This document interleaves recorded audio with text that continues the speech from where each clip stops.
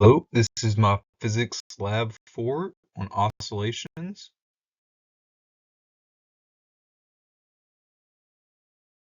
During this lab, we investigate the motion of a spring mass system with the mass oscillating in an arc. The object is the spring with the mass attached. The goal is to determine whether the model follows the energy principle. And the result, the system's total energy remains constant at zero, thus representing the energy principle. Going over a few fundamental concepts that we've used during this lab. We have Newton's second law, which is the net force is the change in momentum over the change in time. We use the position update formula and the velocity update formula. We also use the energy principle, where it states the change in energy of the system is the work of the surroundings plus heat. Our system is the mass, the spring, and the earth, and there's nothing in the surroundings, so it's an isolated system.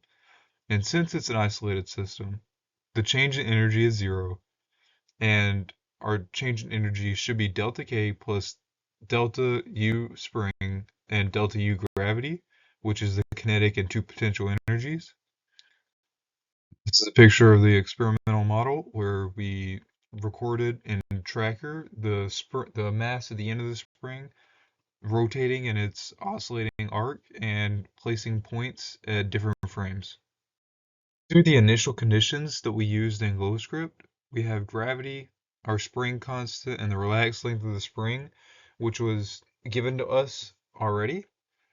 We then found the distance of the spring, the direction of the spring by doing hat L, and the change in distance by doing the magnitude of L minus its regular length, which is L naught. We also have our kinetic energy formula, the potential gravitational energy formula, and the potential spring energy formula. And then we have our energy as adding those up. We were also given the mass of the ball as 0.402 kilograms, and we recorded its initial position and velocity, which is started from rest, which was zero. Then coded in GlowScript to find the position of the spring and try to match it to our recorded data. We started at a time zero with a time step of 0.0081 seconds, and then we just looped through. We first recorded our initial kinetic, gravitational, and spring energies and our total energy, and then we calculated the new one after the time step, or we then wrote down the formulas so we could use them again in our loop, and then applying the momentum principle and updating the forces, we are able to find the ball at a new time and just continue looping through that to find its position at various points in our graph. We then modeled the data. As you can see, it's not exact, but it is very close, which is to be expected because we are not accounting for forces like air resistance and any outside forces acting on the system.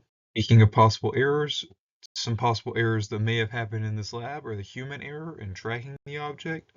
And as I stated before, in reality, the system is not isolated, so there will be some work done on the system by the surroundings, and also potentially some energy lost to the surroundings. Finally, we answer, is the energy principle satisfied? And yes. As said before, the total change in energy must be zero since it is an isolated system. And in the model, although there are many different types of energies, the change in energy is constantly zero. As we can see in the graph, or the picture to the right, the red, green, and blue are the different energies acting on the system, which is kinetic, gravity, and the spring force. And then orange is the total energy, and as we can see, it sits at zero throughout the oscillation time. Finally, we are comparing the oscillation period in the x direction and y direction. In the x direction, the oscillation period was 1.615 seconds, and our K was 6.08 Newton meters. And in the y direction, the oscillation period was 1.52 seconds, and the K was 6.87 Newton meters. Thank you for watching. That is the end of the physics video.